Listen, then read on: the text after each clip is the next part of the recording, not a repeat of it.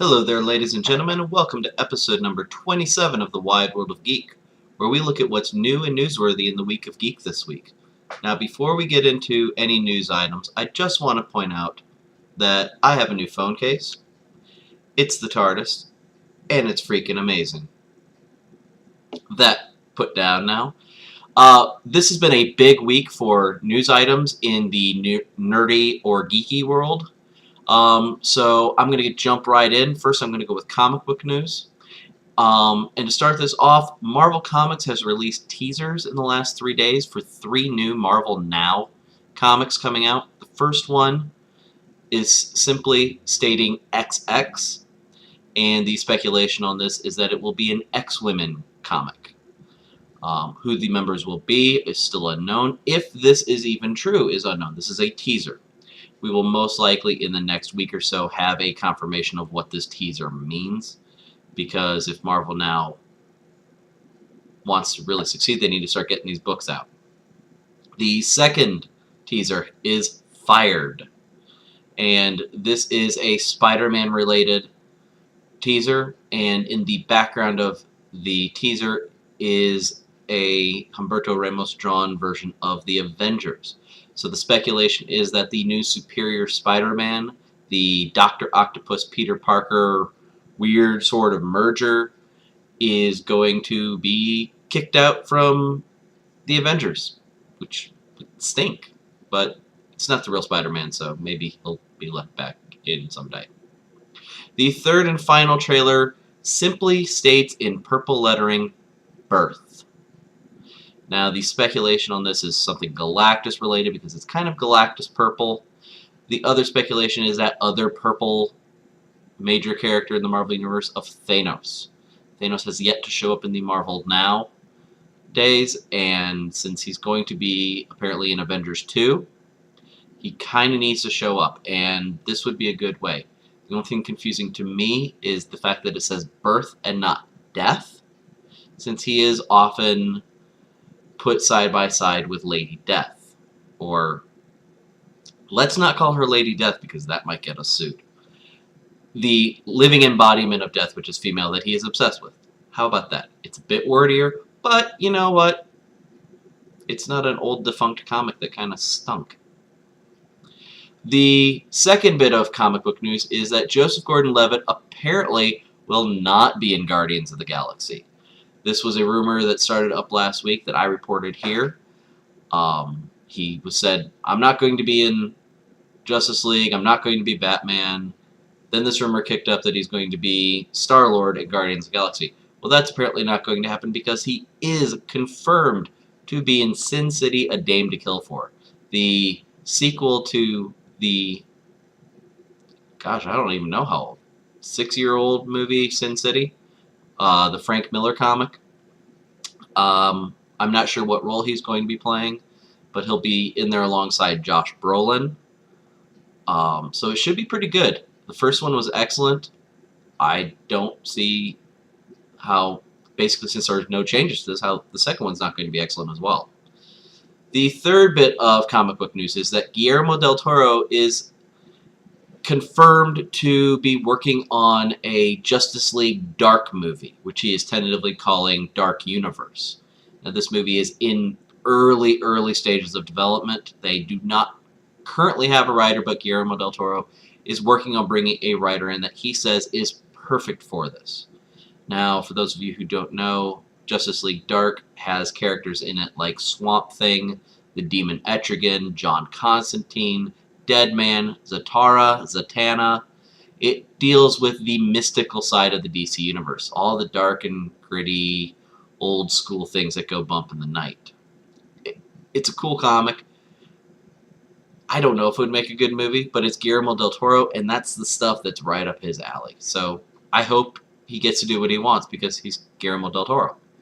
The last bit of comic book news is the newest LEGO game to be coming out is going to be LEGO Marvel Superheroes. Now, we have had games in the past like LEGO Star Wars, LEGO's Indiana Jones, LEGO Batman, LEGO Batman 2. Probably more games than that.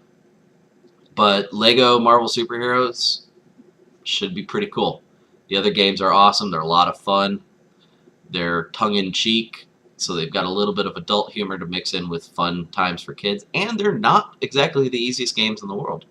So I can just picture Lego Deadpool. I'm kind of worried about what might happen there, but we'll see.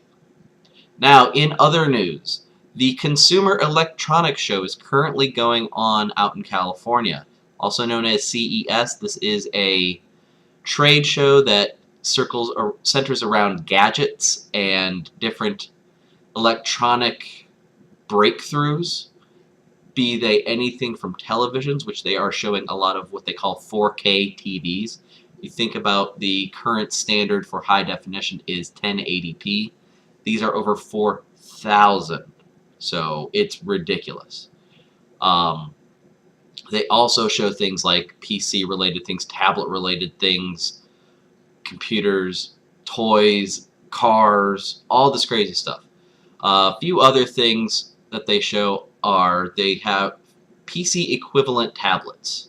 So think of your normal touchscreen tablet, but having the same types of motherboards and video cards as a PC, running Windows 8 PC and not Windows 8 Mobile, giving you the ability to play games like Dishonored or Halo or anything you can play on the PC, you should be able to play on here, up obviously to a certain point. They have cool peripherals that allow you to make it a mobile console or basically a full-on entertainment unit to hook it up to your TV and run things from the computer to the TV. Looked pretty cool. Pretty expensive, but pretty cool. They also had things like programmable Lego robots that ran on Linux, where you could actually go in and program these Lego robots to do different movements, different motions, different actions. Really fun stuff. The last bit I want to talk about from CES was Piston. Now, this is a small cube-like computer that is being made in conjunction with Valve. Not sure if this is what is going to be the Steam box, letting you do big picture with Steam, so you can play Steam games from your PC to your television. That could be really cool. I mean, getting 1080p on a big screen with, say, something like Portal would be killer. The cake would not be a lie anymore. Now, the last bit of news I want to talk is Revision 3. Revision 3 is a website, which you can find down below. It is a hub for original programming and partnered programs, specifically partnerships like the Philip DeFranco Show, Epic Mealtime, and a few others. But it centers on the nerd and geek lifestyles. There's a lot of tech stuff, a lot of video game stuff. They have shows like Techzilla, which are hosted by people such as Veronica Belmont from Sword and Laser. They have other shows that are hosted by none other than Adam Sessler, the former host of X-Play and the last really good thing from G4 before it died. He also has a show called Sessler's Something, which if any of you ever watched the G4 web podcast, he had one called Sessler's Soapbox, where he would rant and he would give his concerns and his ideas on different things. And that's basically what Sessler's Something is. It's a really good channel. I highly recommend it. They also did something cool where they partnered with Xbox Live yesterday and were able to do a live stream from CES. They showed a lot of the coolest gadgets that they found, and they have built up this really nice partnership with them. Now, they will be having an app on Xbox Live, so if you don't want to continually go back to their website or go to their YouTube channel, which I'll also link down below, you can go to your Xbox Live app and watch shows and stuff on there. It's a cool site. I highly recommend it, as I said before. That's going to do it for this week's Wide World of Geek. So until next week, this is Bach, and I'll see you guys later. Bye.